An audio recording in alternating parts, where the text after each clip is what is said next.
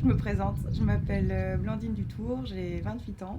J'ai repris l'exploitation familiale il y a 7 ans maintenant, bientôt 8. Et c'est une ferme du coup tout en polyculture où je suis la 6e génération au moins à l'avoir repris. Du coup on a toujours travaillé à petite échelle et à taille humaine. Et du coup quand j'ai repris l'exploitation, on avait 2 hectares de vignes, on avait de la cerise que j'ai gardée. Et j'ai remplacé les vaches par des légumes. On avait des terrains ultra riches et ultra diversifiés pour pouvoir produire production végétale, tout en polyculture. Et il y avait aussi une droite, on va dire, à suivre pour moi. C'était vraiment, je voulais faire travailler sans produits chimiques, vraiment ça, c'était hyper important.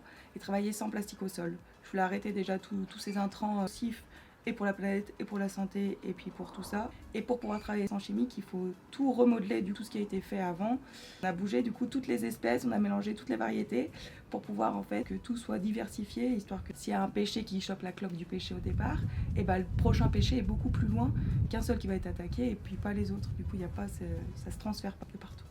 On a tout mélangé, on fait autant de l'arboriculture que du maraîchage que du petit fruit. Je travaille en agroforesterie et en permaculture. L'agroforesterie, c'est le fait de rajouter de l'arbre vraiment de partout dans les productions. Et la permaculture, c'est vraiment de mélanger, faire de l'interespèce vraiment de partout pour que tout se complète, que tout ne fleurisse pas en même temps, que les racines ne pompent pas l'eau au même moment, qu'ils ne pompent pas le même nutriment, que tel arbre a besoin d'azote et l'autre de potassium, ou s'ils ont même besoin d'apport en potassium, qu'ils ne soient pas l'un à côté de l'autre. Vraiment, tout est ultra diversifié de partout.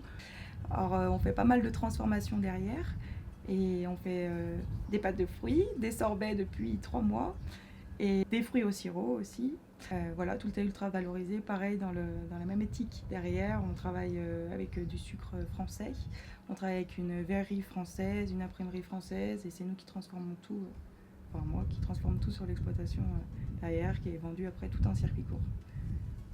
Et on a été médaillé 4 fois de suite au salon de l'agriculture. Du coup, ça c'est bien, c'est des concours qui sont anonymes en plus, du coup c'est une vraie valorisation derrière. J'ai été médaillée sur les confitures et sur les pâtes de fruits.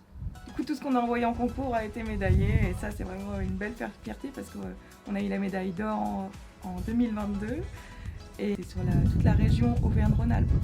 Et c'est hyper joli, c'est anonyme en plus, c'est même pas bio ou pas bio, on est du Rhône ou pas, enfin ils savent pas d'où on est, si c'est une femme derrière qui transforme, un homme, enfin vraiment c'est le produit brut qui est présenté, et à chaque fois on a les félicitations du jury derrière pour dire qu'il y a des goûts qui ressortent carrément.